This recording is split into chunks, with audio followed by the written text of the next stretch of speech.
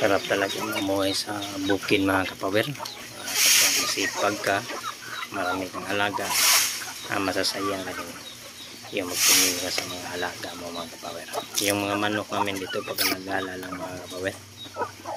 Ayan po, yung kapatid ko po ang nagpakain ng aming mga alaga ng mga pati, yung mga manok pinakain niya mga kapower.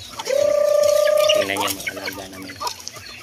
Sayang-saya sila na pinakawalan ng ayan. Ang sarap ng kinulang manok nito mga kapower. Masarap talaga ang mamuhay dito sa probinsya kapag masipag ka lang. Wala talagang gutom mga kapower. Yan lang po. Basta't masipag.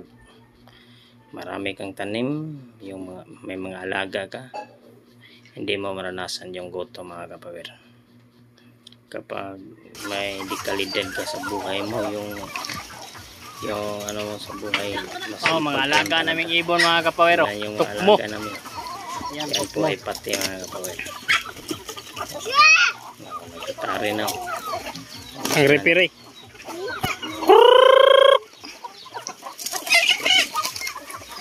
Taghana nagmaihaw diri mga kapower. Kana wala na ilabot kay mamanay siya ko nagbuhi. Nakka na rin babo.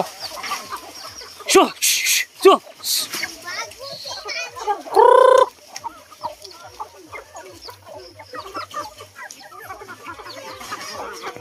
Ha? Ito sagmayo? Ay kabalaka nga kon kay daghan magagsugno diri. So. Kami pangihawon.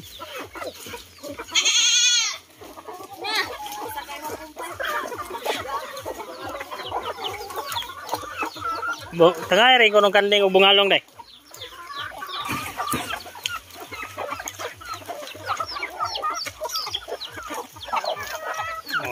Punong mangga mga kapower. Diyan nagkatira yung mga manok na alaga namin.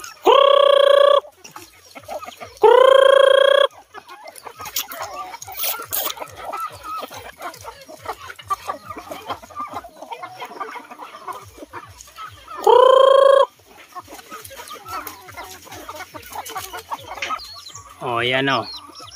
Nandoon ang isang ibon o. Bumatog na doon. Ayan.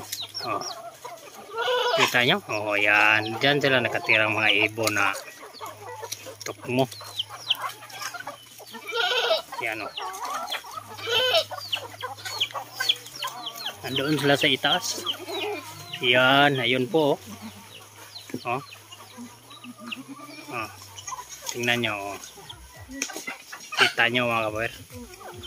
At ito ang sister ko. Siya po yung ipadool intaw na doon sa isa. Yan, siya po yung tigpakain ng aming kambing. At yung aking pamangkin, yan.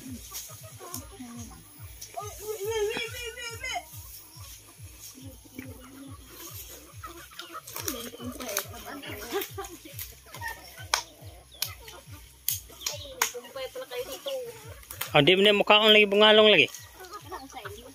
Asa? Kini si Boy Borit. Garaan ang kandinga. Ayaw nagdool kay dumugong kab. Ayaw lagi dool dia ay dia. Sibog-sibog ay dia. Mibaw maga nang manubog kab. Kapiang lagi nimo ana. Unsa nang mga manap kandinga.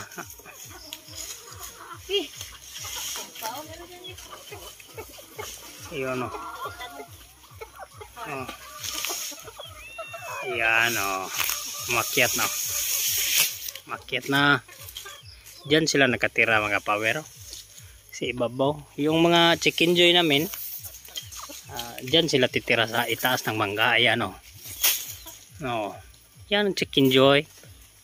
Yung tukmo. Tukmo na ibon. Yan. May ano pa dito. May nag-sparring. Sparring.